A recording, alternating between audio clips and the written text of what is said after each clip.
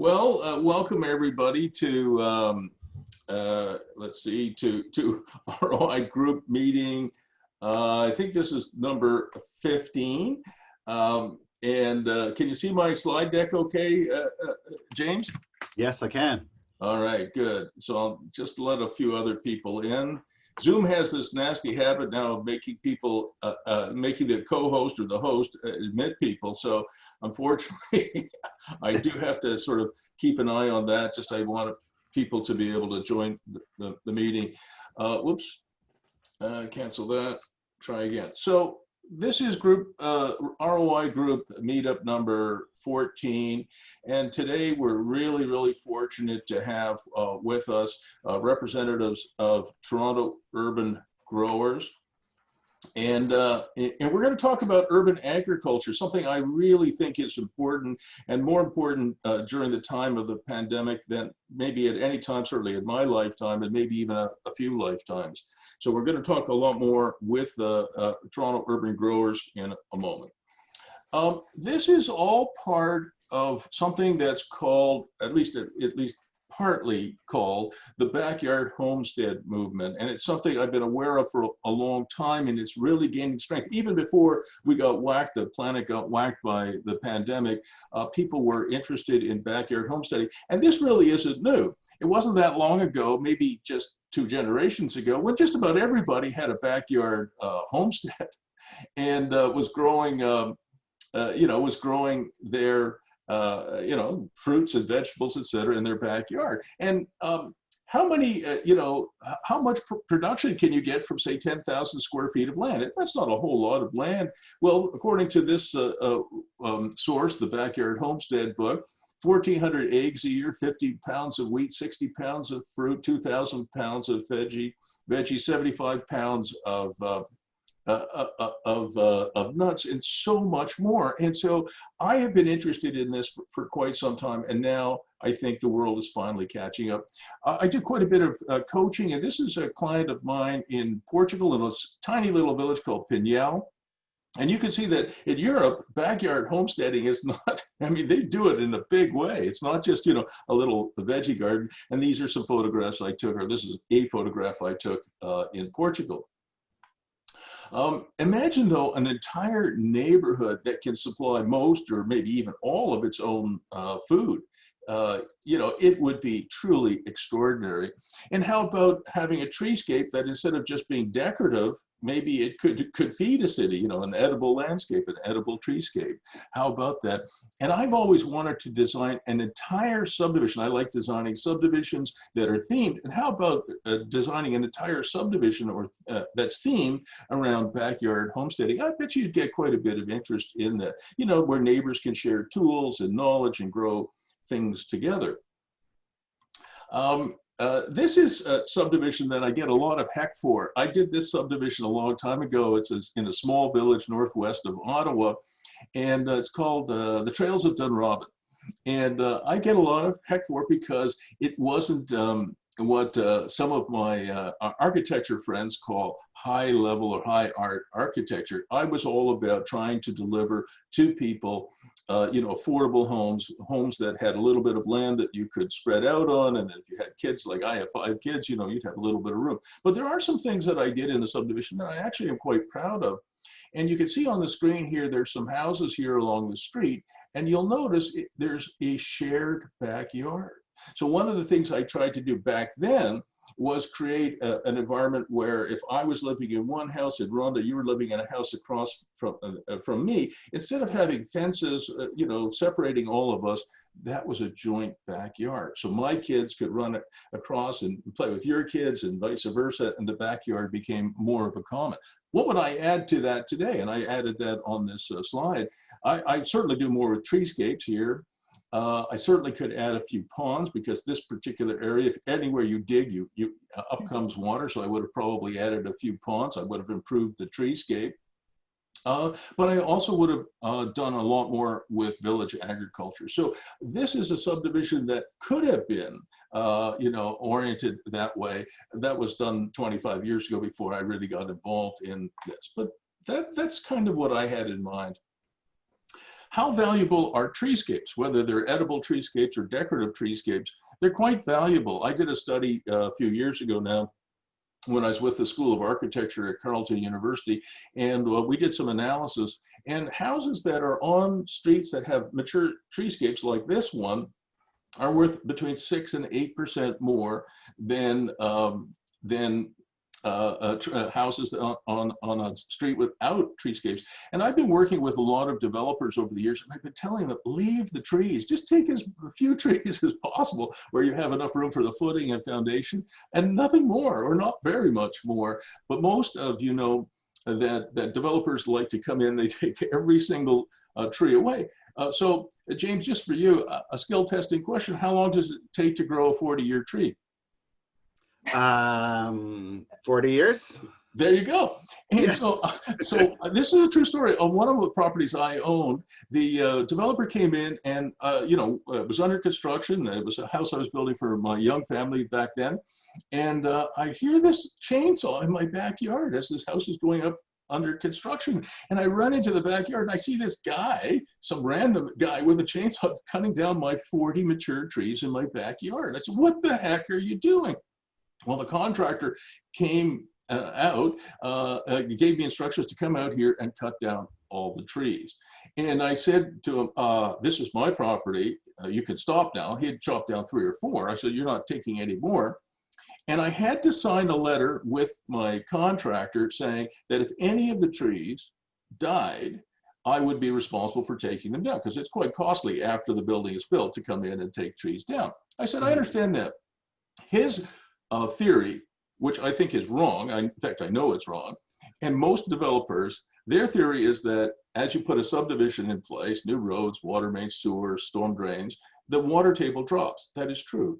And therefore, most of the trees are going to die. That isn't true. 90% of those trees survived. And the reason they survived is that trees have been on this planet for at least 1 billion years, I think, and they send out these little tiny taproots, and they can grow 40 feet in a single year, and they can find new sources of water. 90% of my trees survived. Now, this streetscape that you're looking at here right now is, in fact, a place that I bought a new home for myself and my wife on this street. But let me show you what it looks like today. Now, everybody, you can feel sorry for me. I appreciate any sympathy you can extend to me. So what happened was in September of 2018, I bought this house and never got a chance to move in. A tornado blew into Ottawa and destroyed the treescape on 14 Riverbrook and destroyed about 71 homes as well. So we didn't get a chance to move in. It took us quite a while to rebuild. So, so unfortunately, my house has gone down in value. Ottawa's experiencing this huge increase in value everywhere except on my street, because we lost our street treescape due to a tornado. So this is a picture of my thumb, just in case you were wondering. I'm a thumb model here. And what I did was, when all of our beautiful 100-foot tall white pines came down, we harvested the seeds from them. We grew seedlings over the winter, and we replanted them. So 40 years from now, James and Rhonda, good news, my children and my grandchildren will be enjoying beautiful new white pines, well, not new, but beautiful new treescapes, all right? So right now, they're about 4 thumbs high. And so, our backyard, everything was kind of wiped out. So this is our backyard, and we believe in backyard homesteading, and we're starting our backyard homesteading. This is obviously not me sitting there. That's my bride sitting there, staring at the beginning of her backyard homestead, where I am now benefiting from it because I eat the tomatoes and the cucumbers and the herbs and the spices and other things that she grows. I don't do anything. I just eat the stuff. But even on the rental properties, for those of you who are real estate investors, even on rental properties, I believe in backyard homesteading. And so this is a rental property of ours, and we've been planting, pear trees and apple trees and other things. So that our tenants will have, pears and apples and such like, so I think we can do a lot more. And I do put raised garden beds in a lot of my rental properties because, as people get older, I'm getting older, of course, it's a little harder to get down in the ground. So a raised garden bed can really improve the utility for most people. And I've been telling you that I believe in trees for a long time. This is another subdivision I did also in the village of Dunrobin called Dunrobin Lake. And we planted 3,500 white pine seedlings, and I had a free labor force that helped me with it. My free labor force, my slave labor, was my 5 kids. And between myself and my kids, we planted 3,500 white pines, and you can see on the screen here that over the last 20 or 25 years, they've matured into an incredible treescape. And it really enhances the value of property. And of course, it's good for the planet. So there you go. I have to, before I turn it over to you, Rhonda and James and Joe, I have to thank, we have a couple of sponsors who really help us with the ROI group.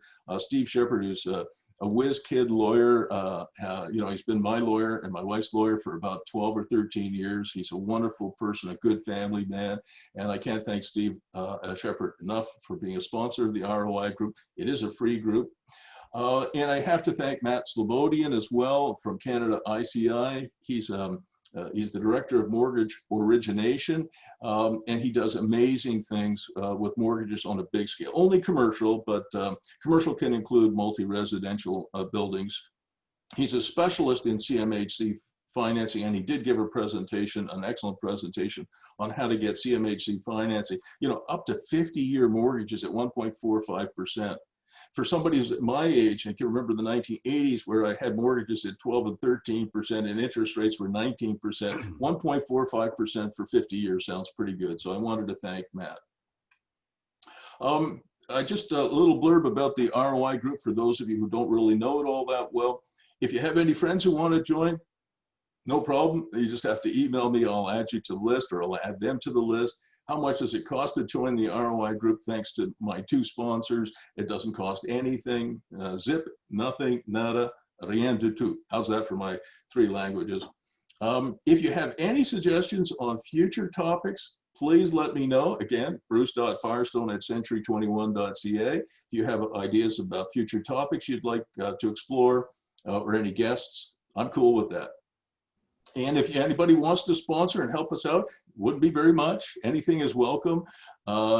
Please reach out to me. We could certainly use some more help. Next month in October, we're going to hear from a young coaching client of mine. His name is Tim Reed. He's a brilliant young man. And we're going to hear from him. He's going to share with us a business model that'll blow your mind. I guarantee it. It's how to springboard yourself from no properties whatsoever to over 70 homes. With a built-in rental clientele and way above average cash flow. But I'm not going to tell you what the model is. It's a surprise for next month. It's really good. And I'm encouraging Tim to license his model. So if anybody, whether they're in Alberta or anywhere else, are interested in Tim's model, I think there'll be an opportunity for people to do that if they want to. Now, we get to meet the Toronto urban growers, James, Joe, and Rhonda. And I'll let you guess which one is Rhonda. But James is on the left and Joe is in the middle. And you can see their email addresses are here. If you, after this is over, if you want to reach out to them for some consulting or coaching, they're certainly available to help you with your project in your town, city, or village. I'm going to give a very brief introduction to Rhonda. She is kind of our MC for today, or I'm the MC, I guess, but she's our lead speaker today. She's the coordinator for Toronto Urban Growers. She's managed urban agriculture and other community food programs for many years at the Stop Community Food Center, and she keeps her hands in the dirt in her own backyard urban jungle, which I'd love to see a picture of, and maybe we will. So that's Rhonda. In a nutshell, James has been working in food security for the past 20 years. He's an associate of the Ryerson Center for Studies in Food Security, and I've got a real fondness, James, for Ryerson. And he teaches courses in urban agriculture and food security, a very important question today. He's the former president of the American Community Gardening Association, and he holds a Master of Science in Agricultural Development from the University of London. I guess that's London, Ontario, or London, England? It is England. Yeah, I thought so. Yeah. Slight accent there? No. And we've got Joe as well, Joe Nasr. He has written a number of books. Carrot City, Designing for Urban Agriculture is one of them. There's another one down here somewhere. Urban Agriculture is called a seminal book on the subject. He has a PhD in planning from the University of Pennsylvania. And, you know, he is the co-founder of the Toronto Urban Growers, obviously in Toronto. And before we turn it over to you, Rhonda, like 2 more seconds or 3 more seconds, I have to always thank the people who put us together. And this would be Chris Canning, a wonderful landscape architect, and he suggested this and he put the whole group together. So Chris, I know you're on the call. Thank you very much. Rhonda, I'm going to stop sharing now, and I'll let you share your screen. Alrighty, let's get this up here. Okay, well, while I'm doing this, Bruce, thanks for your tree story. It's a sad one, but it's definitely when life gives you fallen trees, make a vegetable garden, and maybe you'll get some lemonade out of it too. You bet. Alrighty, so thank you so much, Bruce, for doing that that introduction. That means that's one less thing we need to talk about. That's great. We can get right into the meat of the vegetables of it all. I do want to say that James and I are presenting, but Joe is very much on the call and will be able to jump in and answer any questions later too as well. So I'm going to, you wanted to see pictures of, oops, uh-oh, there we go, there's the buttons. Okay, you wanted to see pictures of our urban jungle. This is for our street credibility, our garden credibility. James and I have this this garden. We get lots and lots of food from it. We share with our neighbors.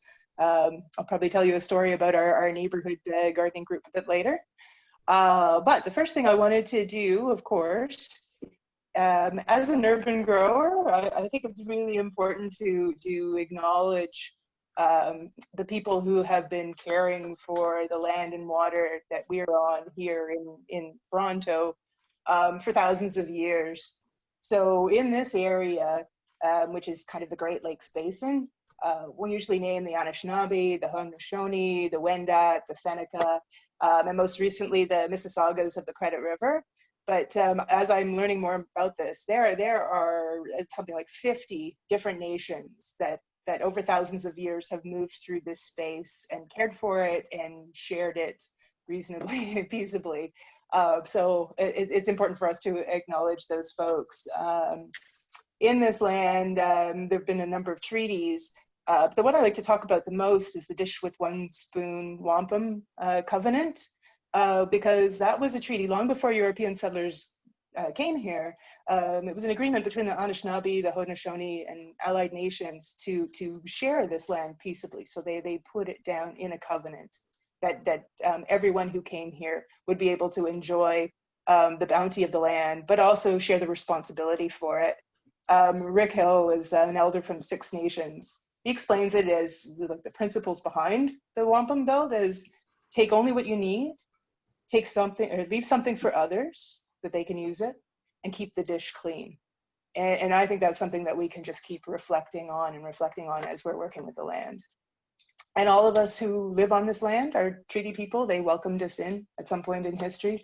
And so whenever we do these acknowledgements, we like to ask people to think about, what are our responsibilities to the land and the water that we are living with, and to the people who have cared for that land and water for so long. Okay, so from here, by the way, we introduced ourselves. I would love to know who is in this group. We're a network. We're all into networking. We love to connect with each other again. So if people want to put a little brief note in the chat box about who they are and what their connection is, it would be nice to see after when we save the chat box later. So please do so. So Toronto Urban Growers, I think Bruce gave a really good introduction. I mean, the most important thing is the range of people that we work with, everyone from backyard gardeners to people who live in apartment buildings and have container gardens, to schools, organizations that use gardening in their programming, urban farms that have a commercial bent. And we want to share with you some of those people, some of those projects today. And what we do. So at a very high level, we facilitate knowledge exchange. Gardeners love learning from each other. We want to make that happen across the broad city of Toronto, across the GTA.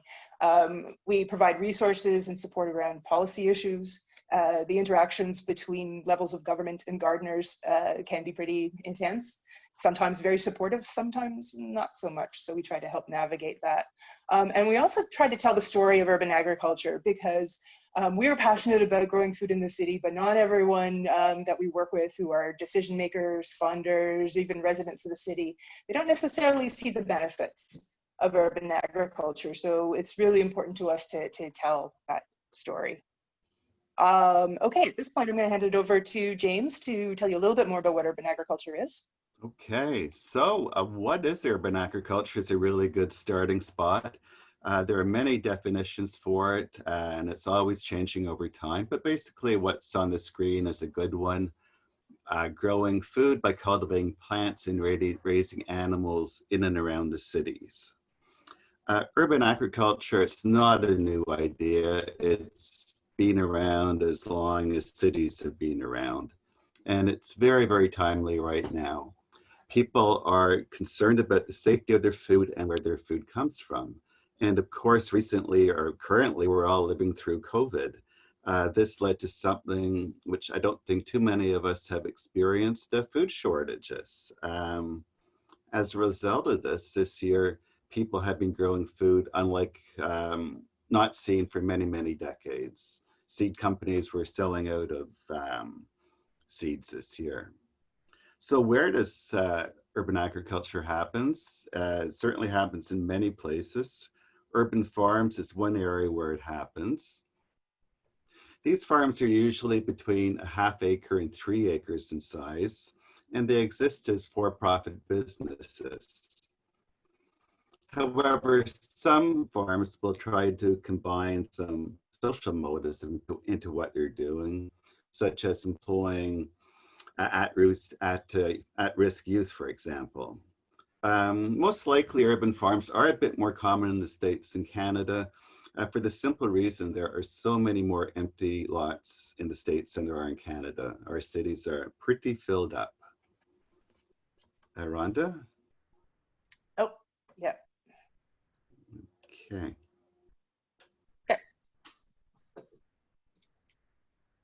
Yeah, here's a good example of an urban farm. It is a Sawadi farm in northwest Toronto. Jesse's area, which is in his backyard, front yard, and a few neighbors, totals about an acre, but that gives him enough food to run a community-supported agriculture program for 70 clients.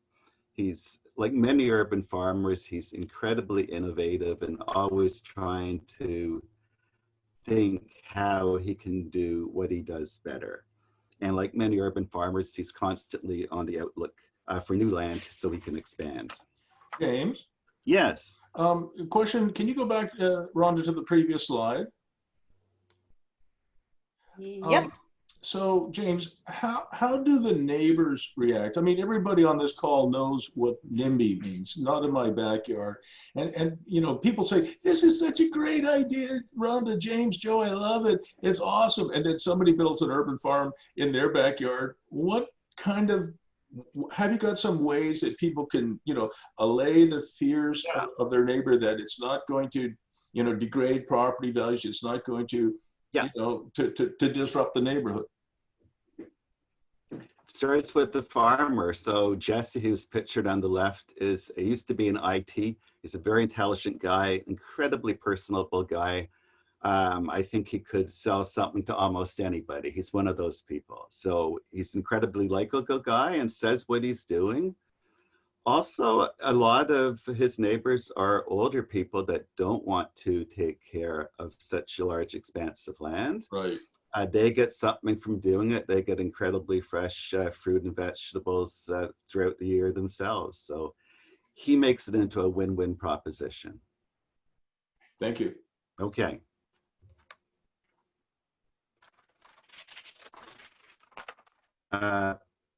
One more slide, Rhonda, please. Yeah, and urban farms also happen in buildings. This is an example of a farm in Mississauga called Aquagreens. It's an aquaponic operation in a warehouse where tilapia fish are produced and sold to Sobeys, and their greens go to high-end restaurants. It's a closed loop system. In other words, the excrement from the fish will fertilize the greens.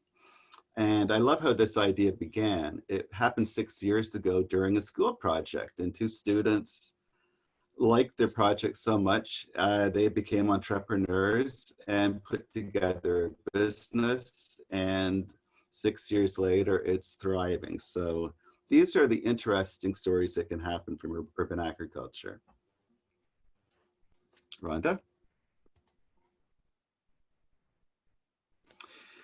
Community and allotment gardens, this is a very popular type of urban agriculture, and they're often found in housing communities. Basically, it refers to a garden as a place of land where people grow food together and make decisions on how the garden should be run, with the aim of growing food for the family and making it a vibrant community place. There are about 320 of these gardens in Toronto and about 100 in Ottawa, according to the Ottawa organization Just Food. There's lots of social interaction. People get to learn new skills and really help develop the community. And they're a true asset. James? Yeah.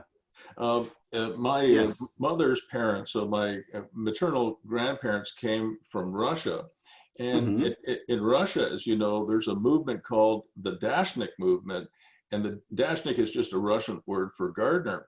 And I'm sure you guys know, I mean, Rhonda and Joe as well, know that it was the Dashniks who produced half of the food for the Soviet Union.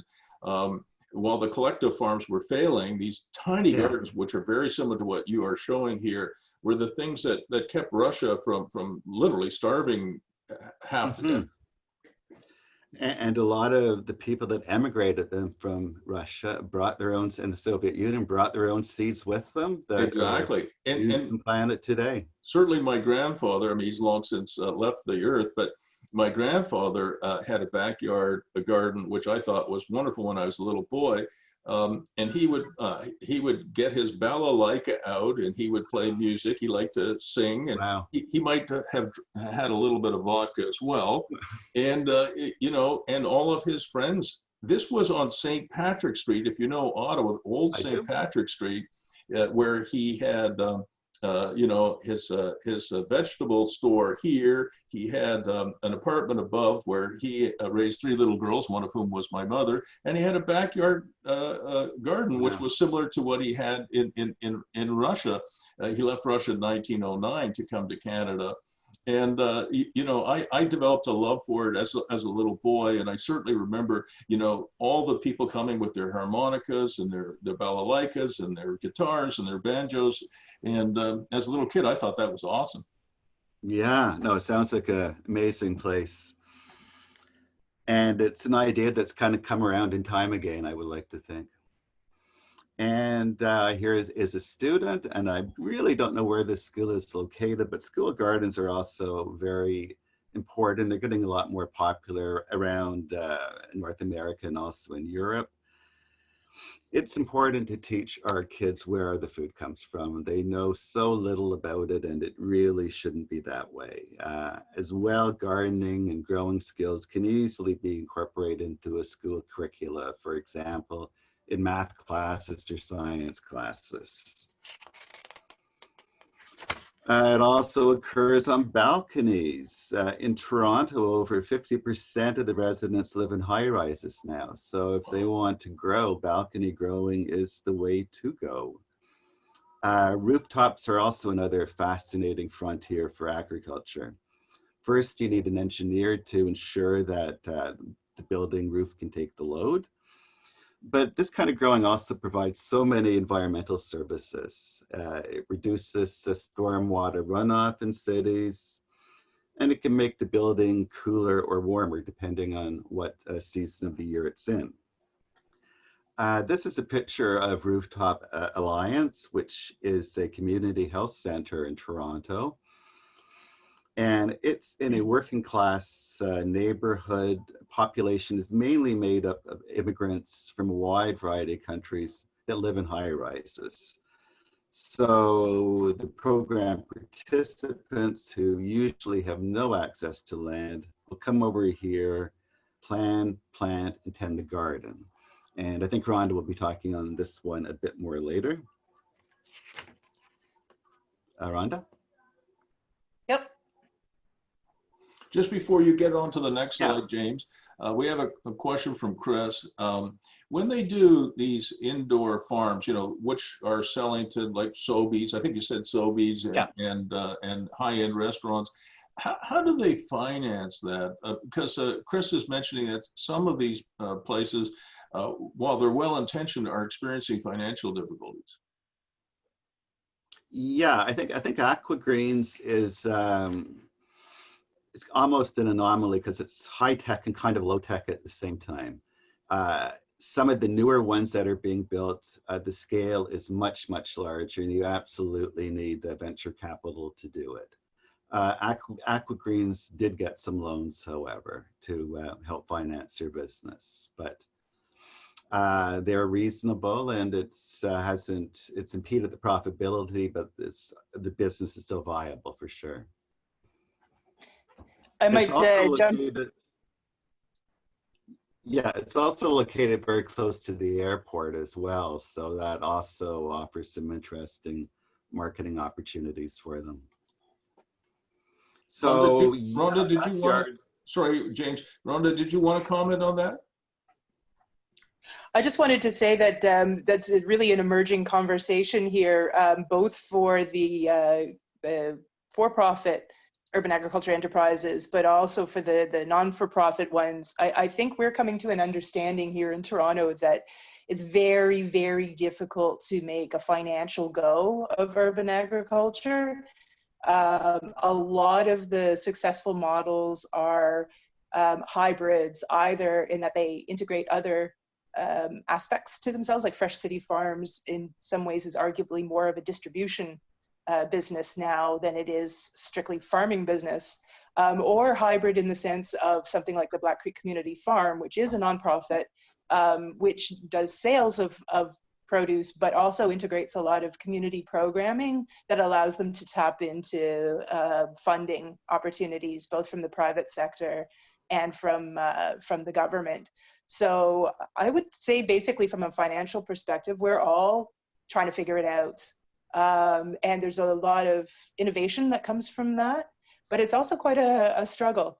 Yeah, I think one of the things that I'm finding, Rhonda and James and everybody on the call, is that selling to supermarkets is not easy. You know, I read recently, I think in Bloomberg Business Week, I think it was, that when you guys go and buy produce or really anything from your supermarket, whether it's Sobeys or anyone else, only 8 cents on a dollar is going back to the farmer, whether it's an urban farmer or not. I think it's only 8 cents. Whereas when you sell, you know, business to consumer, where if you're producing food locally, whether it's Toronto or Ottawa or San Francisco or Boston, wherever, when you produce food locally and you sell it locally to end users, whether it's you know, your neighbor or somebody, you know, 10 blocks away, you know, they can pay the same that they're paying in the store for a tomato, but now the urban grower is getting 60 or 70 cents out of or 60 or 70 cents, yeah, out of every dollar rather than 8 cents. And I think that could make a difference. We also have another question from Siavash. I don't know the answer to this, but I'll just throw it out there for you, James, and also Rhonda and Joe, if you want to try and tackle it. What Siavash does is he runs a company called Empire Deck and Fence. And a skill-tested question again, James, what do you think they build? Fences? And decks. Yeah. So what Siavash is saying, okay, well, we're building fences and decks. what else can we offer? How could we make this, you know, available to our clients who are building Texas and fences? So how would you take your model of backyard urban agriculture and maybe, because Siavash has a lot of customers and clients, how would he be able to take advantage of this trend?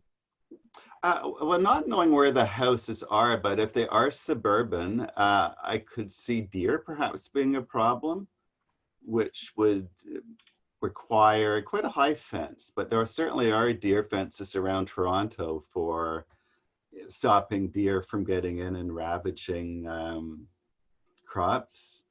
At a much smaller scale, we have rabbits of all things in Toronto now. So that could be another interesting offering, a decorative fence to keep rabbits out of the garden, who are quite hungry and they know good greens when they see it. Rhonda, do you have anything to add to that? A lot of times you talk to people about gardens needing fences to keep the human marauders out. And our answer is always, yeah, it's a good idea for deer and dogs and all kinds of other things. But you also have to think about the social fences. So things like communicating to people what the garden is there for, straight up asking, please don't help yourself to the vegetables, talk to us first. And also, as much as possible, trying to get people in your community to see it as an amenity that they share. Those are some of the best protectors, because Yeah, people I think will so too. yeah. But Siavash, you joined. I know you joined a little bit later. One of the shots slides I showed just before Rhonda and James and Joe got going was of our backyard, where we have an emerging urban agricultural situation that my wife and my youngest son Matthew are working on. And certainly raised garden beds are something that, I mean, you could manufacture those, you know, all the live long day. So you could actually help, I think, folks develop you know, something, you know, really significant. And it's not just about protecting it from, you know, other people or animals. It's also about providing, you know, kind of a bunch of raised garden beds. And you know, between James and Rhonda and Joe, they know this business really, really well. And they know what kinds of things are in demand and what works best. So I think you could offer quite a bit to your clients. It's another product for you, I think. Sorry about that, James.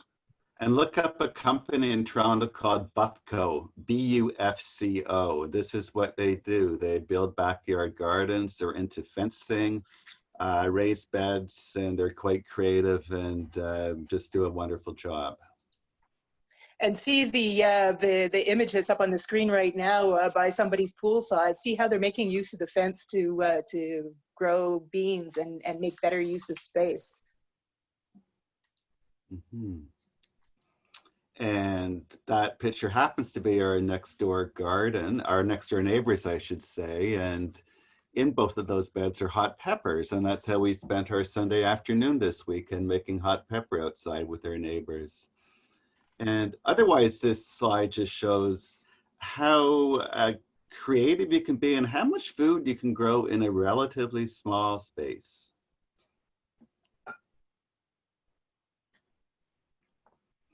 Next, Rhonda. Yeah, sorry, there's a little bit of a delay in transmission. Okay, not to worry. So this would be some vertical growing, which is, actually it's not the greatest photo we have, but vertical growing basically is when food is stacked on different levels. It's very it uses inputs very wisely, such as water. However, it doesn't use power very wisely. The LED lights at this stage are really not very economical. The other big knock against vertical growing right now is what's produced. It's basically leafy greens and some herbs, which brings up the question, how much leafy greens does any city ever need? But still, the amount that can be produced is just startling. And I think this industry will look absolutely different in 10 years. I'm sure there'll be so many technological advances which will allow them to grow so much more different kinds of crops. Growing in and around the house, this is the most popular place to grow in the world, and people have been doing it since time immemorial. And certainly this year with the pandemic, people are doing it more than ever. Garden sharing is another trend that's happening. Either inviting somebody you don't know into your garden to grow fruit and vegetables to share with you, or it could just be neighbors getting together and one neighbor specializing in something and another neighbor specializing in another crop.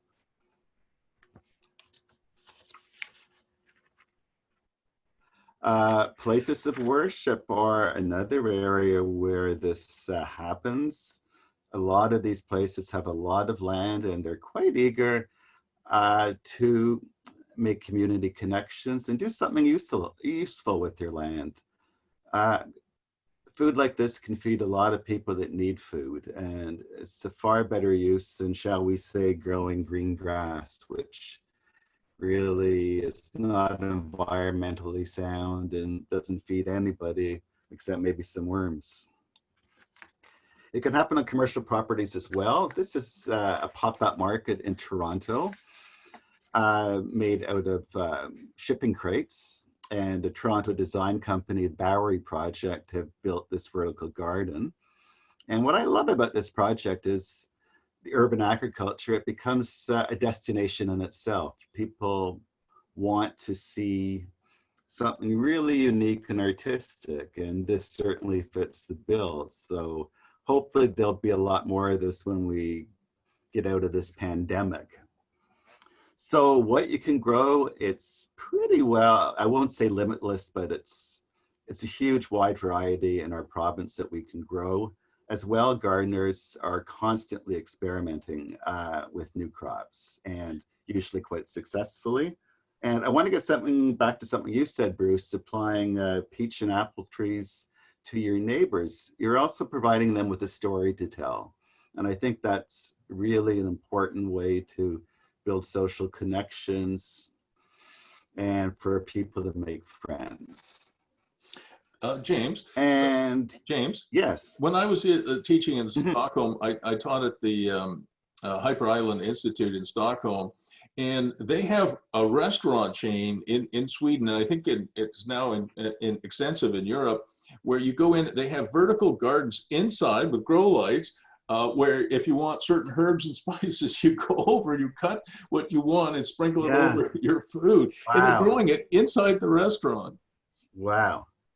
Not bad at all. You know, there's so many fascinating projects we could. I can't remember the name of the restaurant, but it was, you know, I maintain that the Swedish people are actually aliens. They're not actually human beings. They're from another solar system and some other star, a galaxy far, far away. They're so different, you know, and they just do so many funky things there. And this, I thought it was great. And the taste was unbelievable. We have another question for you guys from Sia Bosch, another one from Sia. And by the way, James, I did put in the chat box buffco.ca and what they do. So it's in the chat box if people want to look. And thanks for that.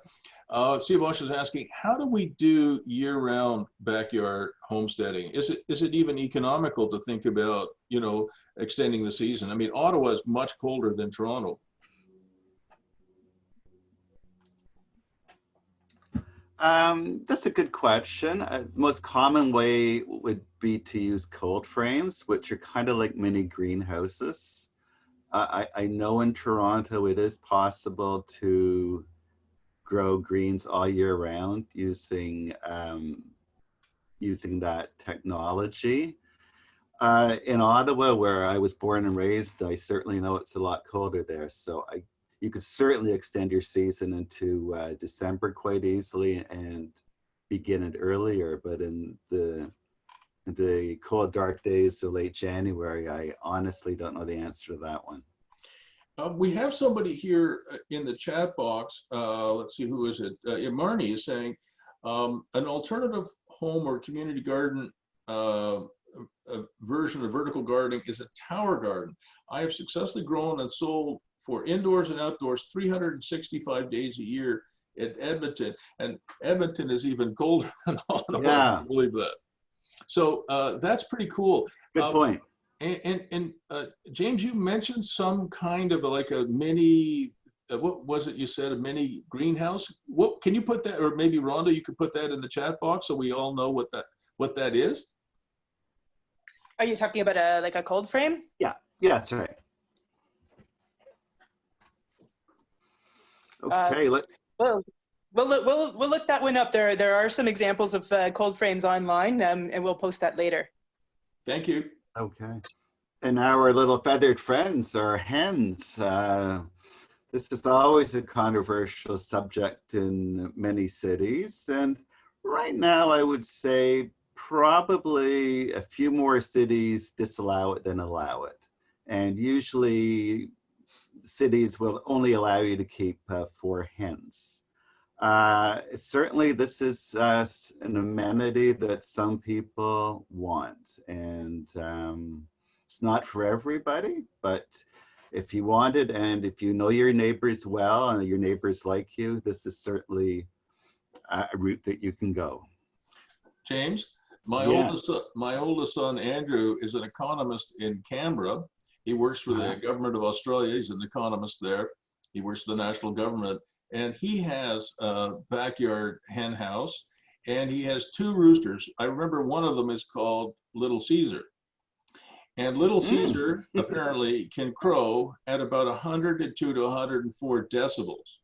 So nice. Literally deafening. So what my son had to do, just so everybody knows what it's like, what he had to do was he has I guess a hen house or whatever, which has a little mini garage door. It goes like this and like this. And he doesn't let it open until 7 a.m. and then it closes at sometime in the afternoon so that he can control Little Caesar. Because of course, as soon as Little Caesar sees any sunlight, he starts crowing at 102, 104 decibels. So there are ways to sort of mitigate the sound, I guess. Great, yeah.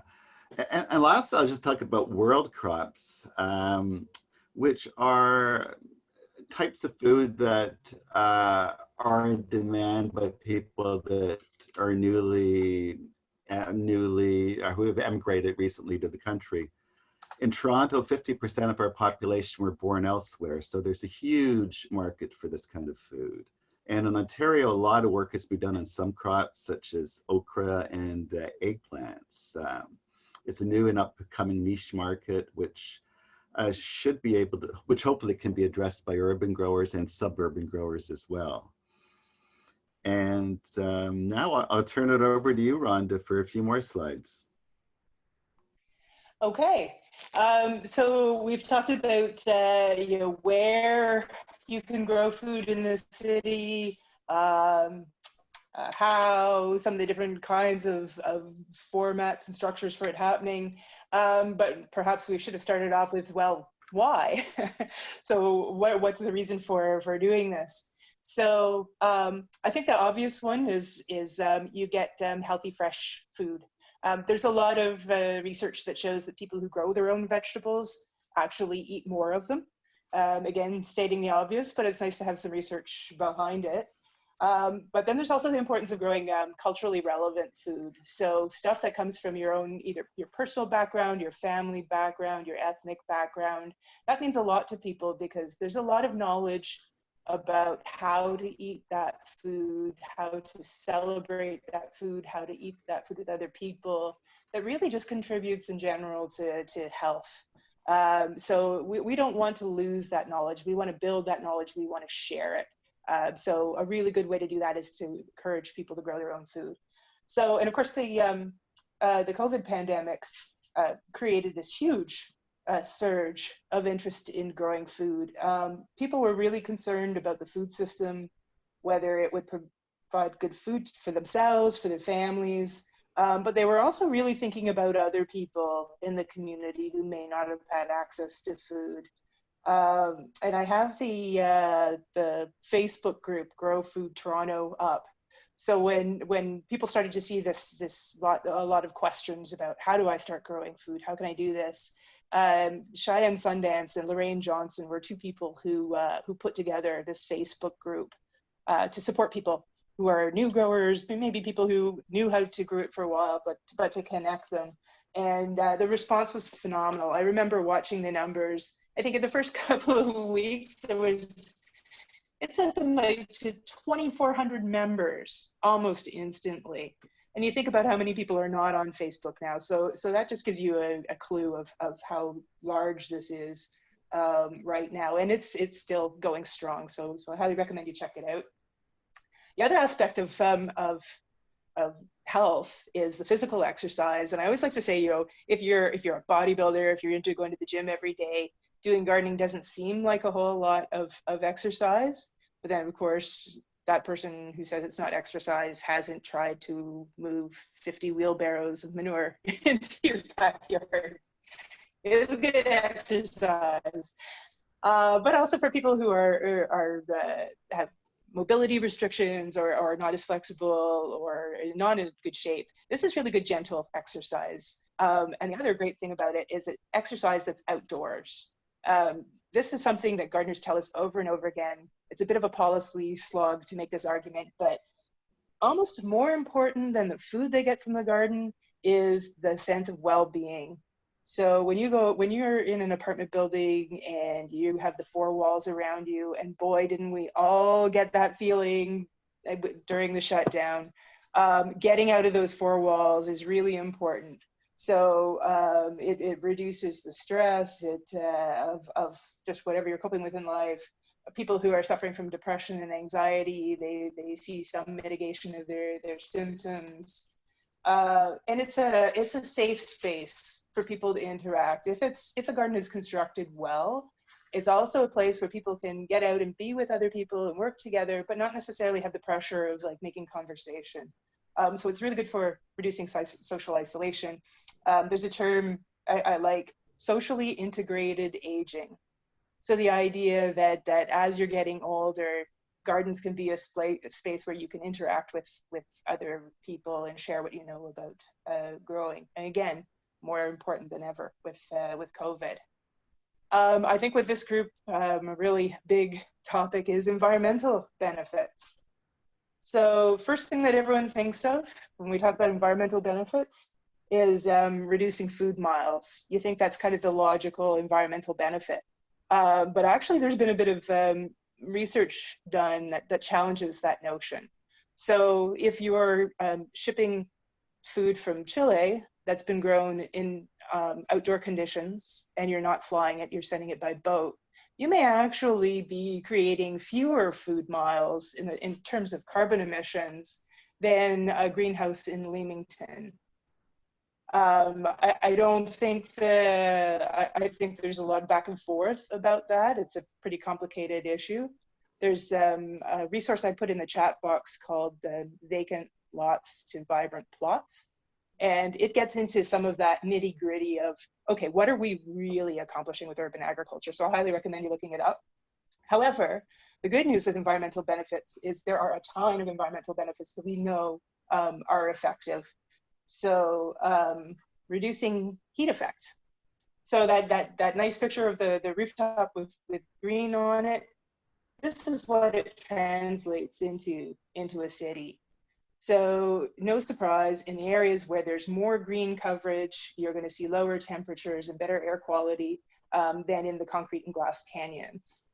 Bruce, you made a funny comment the other day about, well, if the temperature is higher in the downtown, hey, maybe we can grow a wider range of crops, like we can grow some of those heat-sensitive crops. Well, it's true to some degree, but also like extreme heat is not good for a lot of plants. So you want like the right heat to light ratio.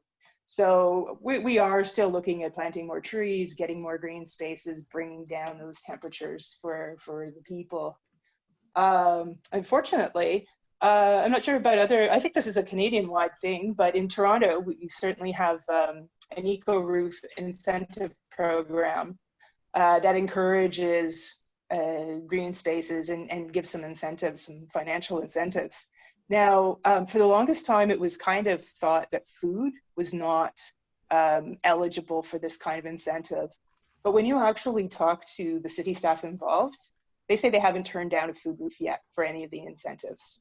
So this is one of those examples of, if you're looking for information, what you find on websites and online information may not be what you find when you go digging and starting to ask questions. The other thing, so this picture here is the Ryerson Urban Farm. And if you take a look at that rooftop, yep, that's a rooftop. The other thing that you can see from this is the benefit is, if this was solid concrete or slate roof or any other kind of synthetic roof, what's going to happen to the water that lands on that roof? It goes rushing off the roof and down into the sewers, and on a really heavy rain day, those sewers overflow. If you have more green spaces with soil and plants, that water is going to filter down through that soil. It's going to be integrated into the water system much more slowly, and you're not going to be picking up all the contaminants and so on.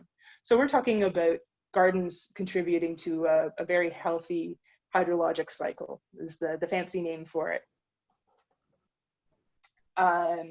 So the other thing to think about is, rooftops are great and we need to do more of them, but this kind of greenscaping can happen at any level in a structure. So here you're seeing a bunch of balconies. So just picture it, you're walking down the street. You could either look up and see glass and concrete towers, or you can see greenery. And what does that mean for your experience of walking on the street level, for your mental health? We all know that seeing natural elements are actually much healthier. Rhonda? Yes. Can you see this book I'm holding up here in front of the camera? Happy City. For those of you who haven't read it, it's a book called Happy City by Charles Montgomery. And if there's one book, Rhonda, that I could rip this cover off and put another cover on saying Bruce Firestone wrote this book, I would do that. It's such a good book. But one of the things that he says in here, and he's got the research to prove it, and I'm sure you do as well, one of the things that Charles says in this book is just how important it is to bring greenery into cities for mental health and well-being. And the Japanese have a term for it. It's called forest bathing. For young people Yes. and for elders, having an opportunity to mix with nature is incredibly important. If you're in downtown Tokyo, trust me, there's not a green leaf in sight, or at least there wasn't when I was there. So he's saying that is a mistake. And so there are very significant health improvements and improvements to your well-being by having an urban landscape. Well, thank you for mentioning that concept of forest bathing, because I think it is a really neat philosophy, and it actually leads nicely into the next slide, which is access to green space.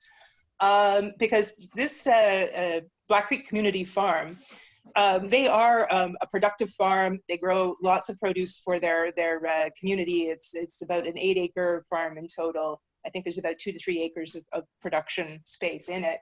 But what they also do, because they're in the Jane Steele's community, and there are a lot of apartment towers around, there's a lot of people who don't have access to green space. They are just like right out there about the fact that we have food forests, we have green spaces that the community can come into and use, either here as in showing at an event, or just to come and walk around the food forest and learn about it. So Rhonda, do you know what Ottawa's nickname is? Ottawa's nickname? No, I don't. The city that fun forgot. Toronto could be that too, but anyways. James would know this because he's lived here, but yes. Here in Ottawa, when I saw your slides, I stopped on this one. I mean, I loved the slide deck, but I stopped on this one. I looked at it lovingly and longingly, because if you did something like this in Ottawa, it wouldn't be very long before a bylaw officer came and arrested you. We have in Ottawa an ongoing saga. I'm going to share this with you because it's a priceless story, and it's also a sad story. There's a theater group of children between 11 and 19 who built 11 and 19 years of age, who built a backyard theater where they could put on plays, Shakespeare. It's it's a little company of children, and I've heard them, I've seen them. They sing beautifully. They have costumes. They have a beautiful stage, and it's just for the local community to come into a backyard and watch these children, who are fabulous actors, perform Shakespeare. Well, one or two or three of the neighbors in the area complained, and the bylaw officers have been going there, and they have threatened to fine them. They've said that you've got to shut this down, and it's just an incredible mess. Now, if your backyard can't be used by children performing Shakespeare, what the hell is it for?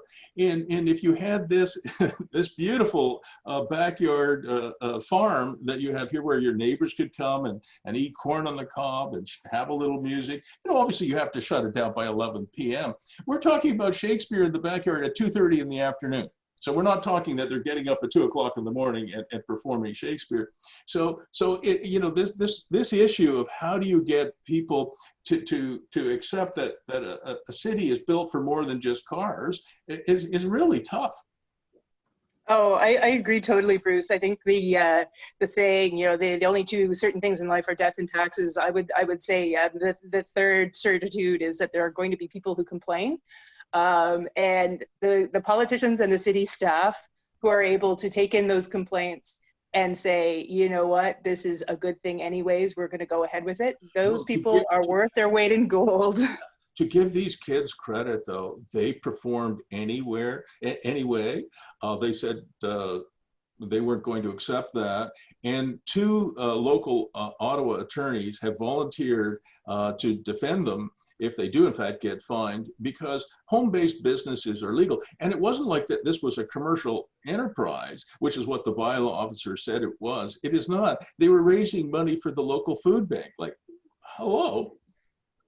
Oh yeah, sometimes you just need to be able to tell your story better. But I think that's something that all of us can contribute to. We can all voice our support for things that we think are good, so that whoever it is that are making the decisions, they know that there is community support there. I think that's essential to the survival of a lot of these great things that we love to see, is that there's a supportive community.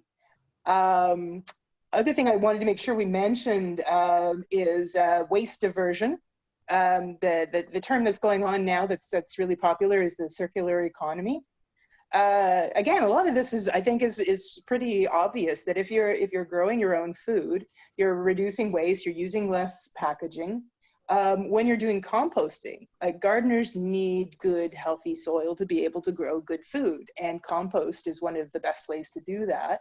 But hey, it just happens to reduce the amount of waste that gets sent to landfill too. So you get kind of a double win there, because if you just use fertilizer, like chemical fertilizer, what you're not doing is you're not building all of the microbial life that actually really helps plants survive. And I've been diving into that little world for over 20 years, and I'm still discovering new stuff. It's just an amazing science.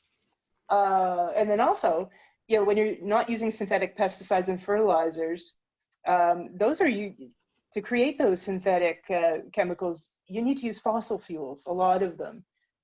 So if you look at that and the packaging, that's a far greater source of carbon emissions than transportation.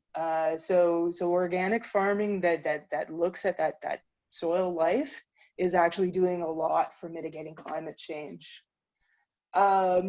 Circular cities is a concept that's floating around the world now. So how do we create food, like system-wide circularity? So closing that loop, keeping it local.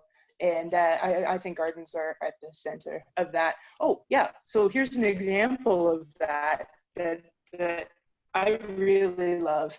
I know people are interested in school gardens, so here's an example of two school programs that are really amazing. So Food Share and Pact are two organizations in Toronto that are doing kind of a similar program, the Community Compost Market.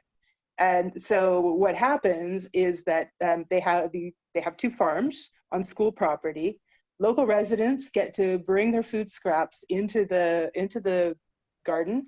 It's added to the compost that helps grow the vegetables, but then the residents also get a coupon to use in the farmer's market. So you're pulling all the neighborhood in to creating the compost. They're not throwing their food scraps in the garbage. A lot of these are apartment towers where the green bin program for organics collecting is not functioning as well as it could. So this is a way to constructively use that waste, and it gives them a discount for buying fresh produce and supporting the farm. So that's more wins than I can line up in one sentence. And then if we're going to look at other organisms besides ourselves, well, you know, I think people are hearing a lot about bees and bee colony collapse and the fact that we're running out of pollinators. Our pollinators are threatened.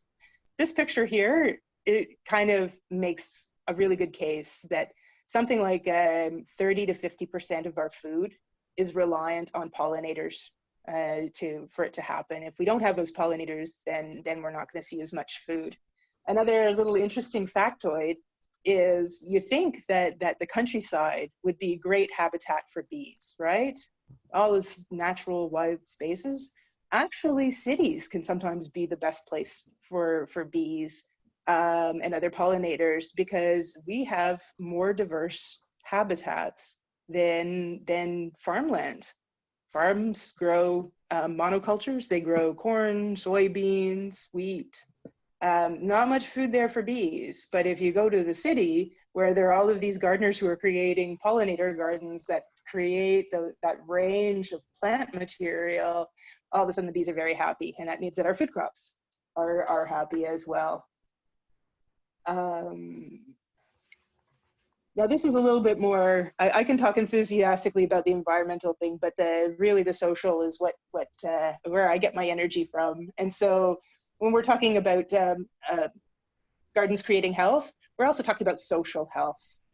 So social cohesion is something that we talk a lot about. You know, a lot of our cities are made up of very diverse people who need an opportunity to come together and work together on a common project. And gardens are great places for that. People can share their stories about food. It breaks down a lot of barriers, challenges of stereotypes, but most importantly, it builds trust. So when you're working together, well, builds trust if it's designed well. And particularly with marginalized populations. So people who are sometimes left out of social interactions, gardens can be a place where they're welcomed in. We talk a lot about social capital. So you think that the prime example is the person who has too many zucchinis and they go around and share them with their neighbors. Well, so that's what gardens can contribute. Also by just showing that people can make a contribution to their community.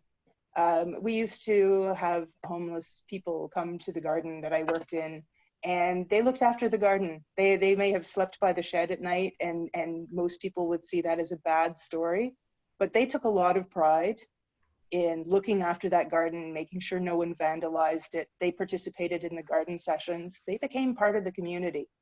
And ultimately, they did move on to housing. Yeah? Can I add something here? Yeah. We have Ruben Ugarte from Vancouver, British Columbia on the call with us here, and he runs a company called Extra Storage. But it's an opportunity for me to tell you about another mini storage business where the owner was very much a backyard homesteader. And what he would do was because he had a lot of land and he was a really good gardener, is if you rented a 10-foot by 10-foot storage unit from him, he would give you a free 10-foot by 10-foot garden plot. And if you rented a 10-foot by 20-foot shed, he'd give you a bigger plot, right? So this backyard homesteading thing is finding a home in the most unlikely of places.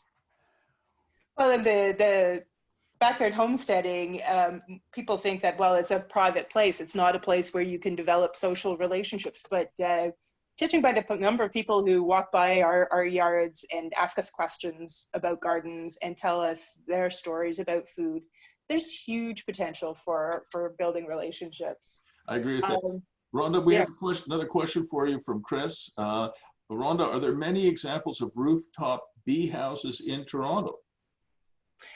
Yes, there are, in fact. If you go to our TorontoUrbanGrowers.org map, we have a map on our website that shows where there are beehive projects in Toronto. But there are two different beehive collectives in Toronto as well. And I assume that's the same in most of the cities across Ontario. There are a lot of people who are very interested in that. There's some restrictions in terms of what you can put in a backyard. You have to give a certain spacing to hives, but people are finding spaces where it can happen. Rooftops are really great for that because that automatically builds in a bit of distance.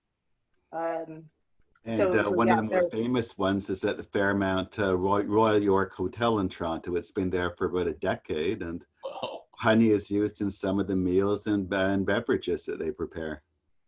if I'm not mistaken, Fairmont also has a rooftop beehive in Vancouver as well. So hotels are a good example of businesses that incorporate that into their operations, which is really nice to see. I love this picture. This speaks to skills development. So, you know, one thing that you learn, of course, is how to grow food. But the other thing in a community garden that you learn is how to work with other people and how to communicate, how to organize, how to share tasks, how to support leaders. And these are all skills that can be used elsewhere. If you're working on another project in your community, you can put it on your resume. There are a lot of places that you can take these skills to, and so it's good to build that in. I wanted to give an example of another like really phenomenal community building initiative. So these two women, Emily and Antonia, live in the Beaches neighborhood in Toronto, which is generally seen as a fairly upscale neighborhood, but there are people in need as well. And these two neighbors, when COVID hit and they saw the impact on people's ability to access food in their neighborhood, they said, well, we're going to start cooking meals for people. And they did that, and some of the produce came from the community garden right behind their house. So they now have this project called the Uplift Kitchen. It is explicitly about serving Black identifying and racialized people who have been disproportionately affected by COVID. But they're getting phenomenal response from their community in terms of donations, people who want to help, want to cook, want to give them produce. So it's a great story. And in the chat box, I've dropped in an article about them. So I recommend you look them up. I think there are stories like this all over the place. This isn't just a Toronto thing. So all of this wonderful stuff that I've been talking about in terms of community building and social cohesion and so on, I do feel I have to give a little bit of a qualifier here. This kind of benefit comes when gardens are built and operated intentionally. If you just slap a garden into a space and don't think about it and don't support it and don't plan for it, it can go really, really wrong. And so whenever I talk to the skies about how great community gardens are, I have to say that you have to be careful about it. So this is a picture of a community in Jane and Finch. And I think their community process is great. But one of the things that they said is that the developers who own the apartment buildings, they gave space for community garden. But then it kind of turned around and they said, well, now that we've given you this amenity, we're going to raise your rents, which of course in that neighborhood is devastating. People can barely afford it. So we always have to qualify this by thinking about, you know, what are the unintended consequences of putting in this great amenity? Are there dangers associated with it? And working with the community that you're in to make sure that you're not creating these things that have to be dealt with later. So that's the one somber note I will put into an entire presentation of how wonderful stuff is. And after leaving that one somber note, I am now going to pass it over to James to talk a little bit about some of the amenity potential. Okay, is the first Regent Park shut up, Rhonda? Yep. Okay, so a major Oh. developer in Toronto is Daniels Corporation, and for the last 10 years, they've been working on their flagship project, the development of Regent Park in downtown Toronto. The area was rich in growing and community gardens, and some of the gardens were lost during the construction. However, Daniels were not deterred, and they tried to make as much urban agriculture as they could in the area. They even came up with an urban agriculture commitment where they pledged to incorporate urban agricultural opportunities such as gardening plots, greenhouses, edible landscaping, and gardening programs into their new homes and condos across the GTA. And why do they do this? Their answer is to bring together, establish a deeper sense of community, and help residents feel connected to the earth or soil in an interactive way. Next slide, Rhonda. It's up. Okay, and here's just one of the gardens by one of the townhouses. It was designed by professional consultants.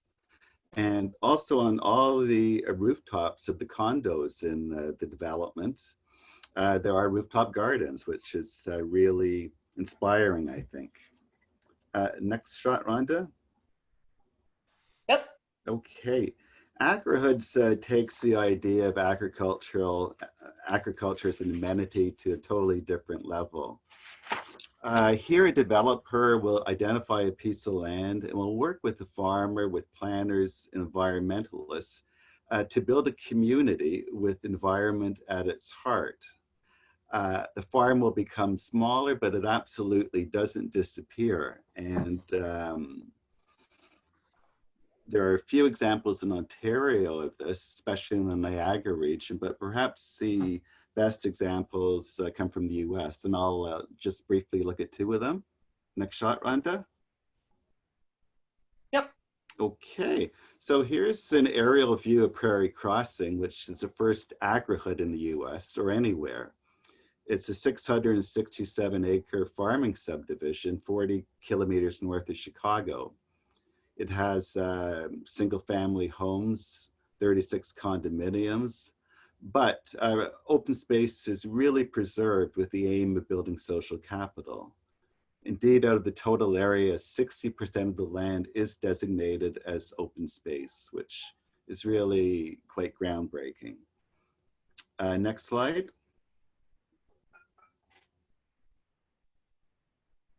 So the farm also features a 5-acre learning farm that provides work experience on the farm for children. There are school gardens that integrate agriculture environment into the curriculum. Next slide, Rhonda.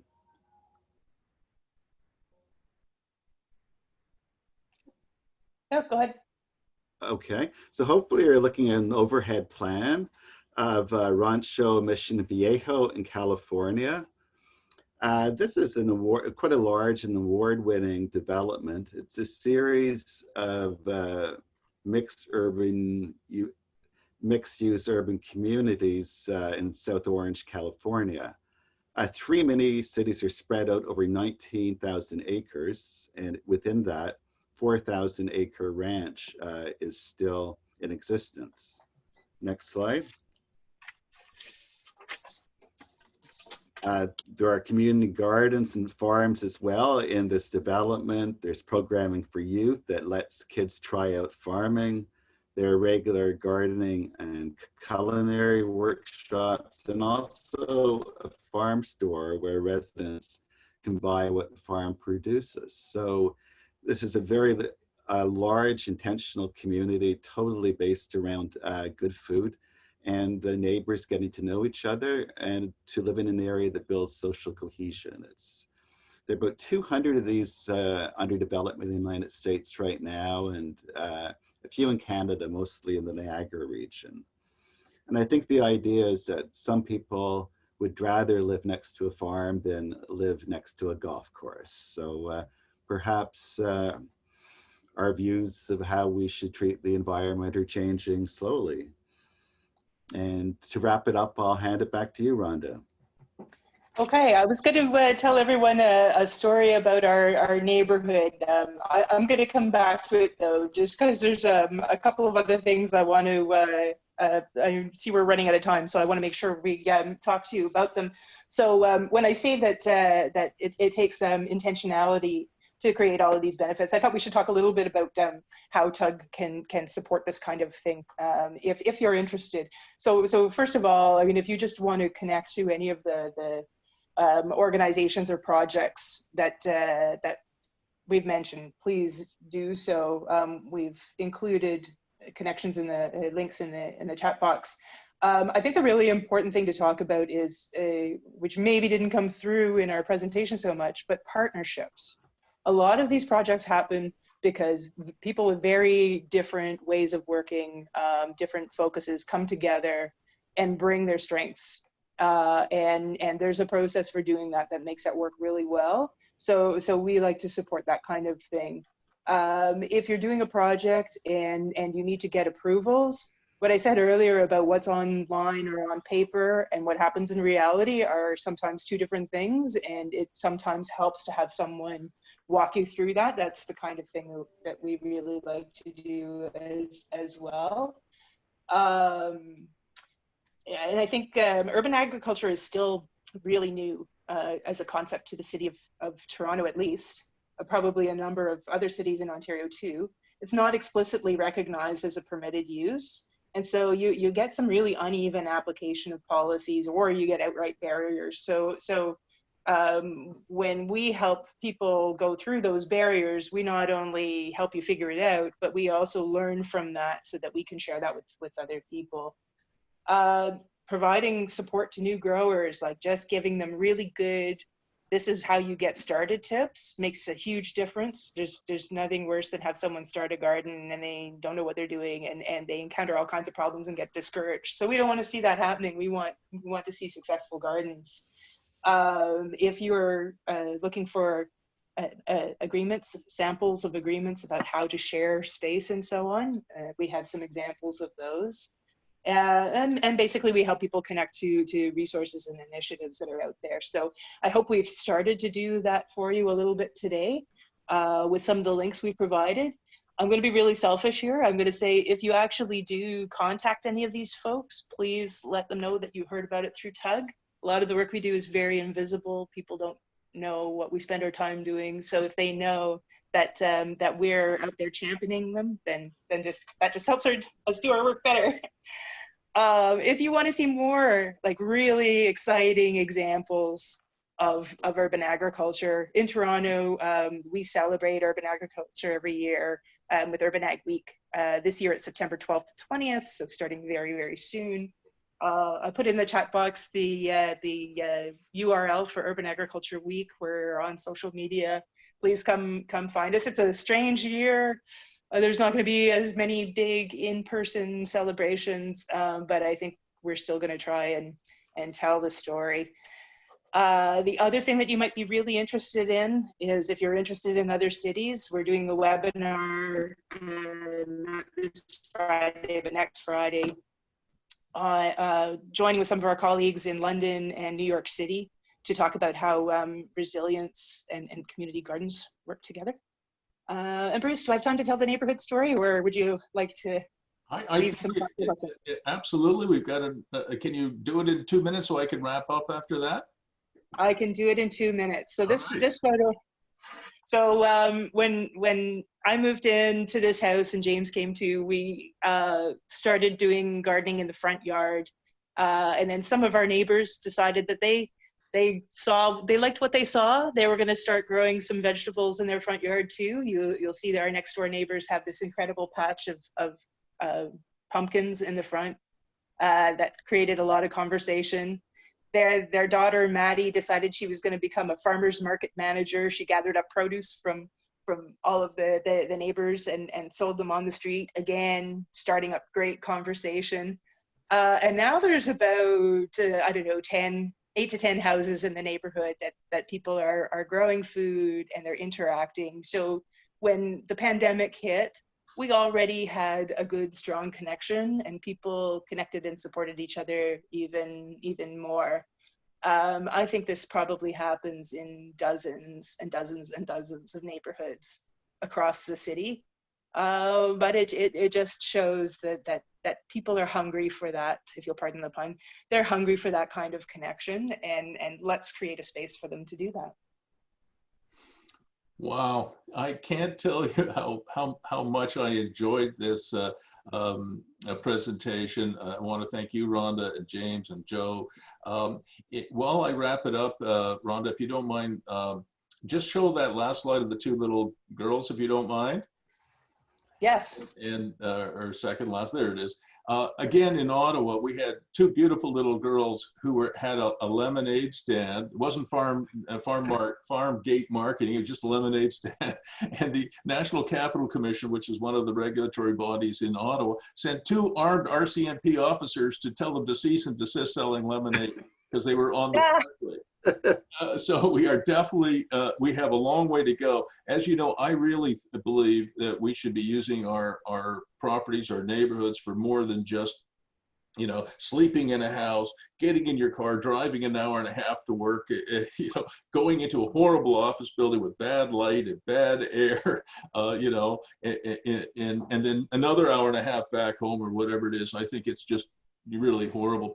If you don't mind, Rhonda, stop sharing your screen now. I'm going to share one more thing with the folks here before we wrap up. Yep. And while I'm doing that, if you don't mind, Rhonda and James and Joe, if you don't mind, could you put your email addresses in the chat box just so everybody has that, if you're okay with that, so they know how to reach out to you for some coaching or consulting, all right?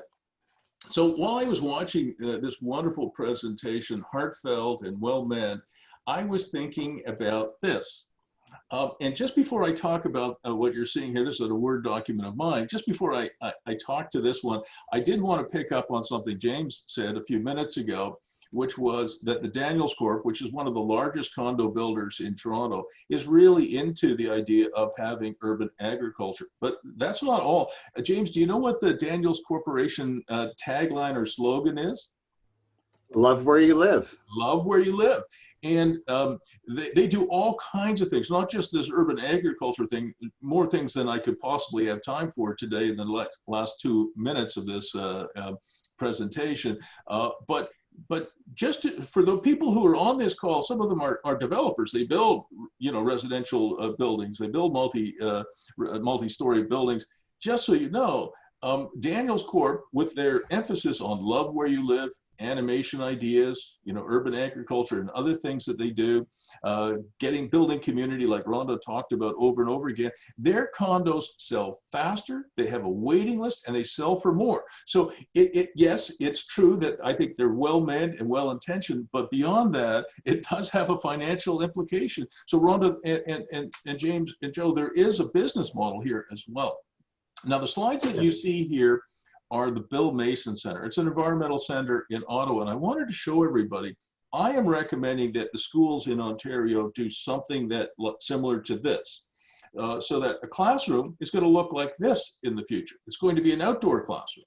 Beautiful. I don't know if you guys can see it. Okay, I'll just scroll through it. It's not a PowerPoint. I'll just scroll through it. So this was built long before COVID-19 whacked Canada and the rest of the planet. But can you imagine how exciting that would be? And then as I was listening to your presentation today, I said to myself, wouldn't it be awesome if in addition to building these in our playgrounds at school where we can have classrooms outside, wouldn't it be awesome as well if we combine that with urban farms in the schoolyard? And then here it is. I'm watching you guys describe it. Now, one more thing I wanted to add to this, and I'm sorry if I'm just scrolling through it, is that the city of Edmonton, if you can believe it, is planning to run their patio season year-round. Now, Edmonton has a very tough winter, and you kind of wonder how it's possible, but sure enough, this year, they are planning to become, Edmonton is planning to become the Canadian equivalent to Copenhagen. Copenhagen runs their patio season year-round, and trust me, Scandinavian winters are almost as tough as Edmonton and Ottawa winters. One more thing, if we do these outdoor classrooms like I talked about, the only real windproofing that you can do is with dwarf evergreens. So you can imagine your patios or your classrooms surrounded by trees, and we can educate our kids, maybe not when it's -20 or -40, but we can be outdoors a great deal more. So I would like everybody to, I'll stop sharing now, enough for me. I'd like everybody to tell our friends how much we appreciated it, to James and to Rhonda especially, and to Joe for preparing this. We're all doing the clap clap thing. There will be a recorded version of this. And next month, don't forget, we've got Tim Reed from Alberta with a business model that'll show you how to blow up from 0 properties to over 70 in just a very short period of time. It'll be a fantastic presentation, I'm sure, next month. And this one was no different. Thank you. Thank you. Bye, everybody. Bye-bye. Thanks, Bruce.